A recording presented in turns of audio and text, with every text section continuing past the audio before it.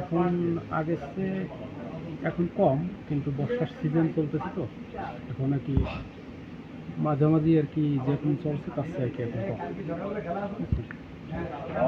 আচ্ছা, প্রতিদিন কি পরিমাণ দর্শনার্থী আসে এখানে? প্রতিদিন স্যার শুক্র শনি একটু ভালো হয়, আর ওই দেখা গেল 100-150। এই আবহাওয়ার জন্য গরম বর্ষার সিজনের জন্য একটু কম। রিসোর্ট স্যার আপনার সকাল 10টা থেকে বিকেল 5টা পর্যন্ত 4,000 টাকা খাবার সহ, কিন্তু প্রাপ্তবয়স্ক হওয়া লাগবে, 18 বছর হওয়া লাগবে, আর ভোটার আইডি কার্ডে 2000-এর ডকুমেন্ট লাগবে। গত বছর আমরা 2025 সালে পুকুরটা লিজ নিয়েছিলাম। লিজ নেওয়ার পরে আমরা সেই আশানুরূপভাবে ফল পাইনি। প্রত্যেকটা পুকুরের পানি পচে যায়, নষ্ট হয়ে যায়, যার কারণে মাছের গ্রোথটা হয় না। আপনার ওই পানি এতটাই হয়ে যায়, আবার পানি থাকে না, বালির কারণে প্রচণ্ড বালির জায়গায় পানিতে থাকে না। এই কারণে আমাদের যে আশানুরূপ ফলটা আশা করছিলাম সেটা হয় না, যার কারণে এবছর আমরা সেটা নেইনি।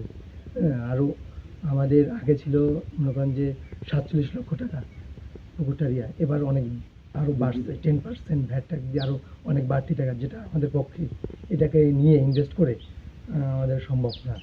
আমি শাবনাইকো রিসোর্ট অ্যান্ড ন্যাচারাল পার্কের জেনারেল ম্যানেজার পদে আছি।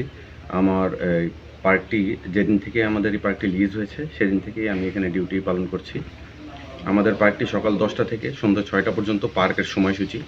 এর মধ্যে আমাদের দর্শনার্থী সিজনে গড়ে 100-120 এরকম দর্শনার্থী আমাদের প্রতিদিন প্রবেশ করে।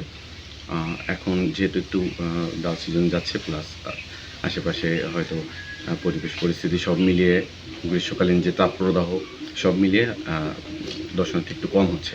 দর্শনার্থীর উপরে আসলে পার্কের টাকা ওঠাটা নির্ভর করে না। আমাদের পার্কের মূল বিষয়বস্তু হলো আমাদের বিভিন্ন পিকনিক স্পট রয়েছে, যেখানে বড় বড় পিকনিক পার্টি এসে আমরা তাদেরকে তাদের যথানুরূপ আশানুরূপ আমরা ব্যবস্থা করে দিই। তাদের ভিতরে প্রোগ্রাম করা থেকে শুরু করে যে কোনো খাবার দাবারের ব্যবস্থা থেকে শুরু করে সব কিছুই এখানে করে। আমরা আসলে পিকনিক পার্টি টার্গেট করেই এই পার্কটি আসলে ওইভাবে আমরা লিজ নিয়েছিলাম। এখানে কি ধরনের দর্শনার্থী বেশি আসে? ফ্যামিলি বেশি, দূর থেকে পিকনিক সিজনটা একটু পিকনিকের জন্য মানুষ আসে, এমনি লোকাল দর্শনার্থী কম থাকে। ছাত্রছাত্রীরা ছাত্রছাত্রীরা এখানে তো গ্রাম এলাকা, এই জন্য পাশাপাশি ছাত্রছাত্রীর সংখ্যা তেমন একটা থাকে না।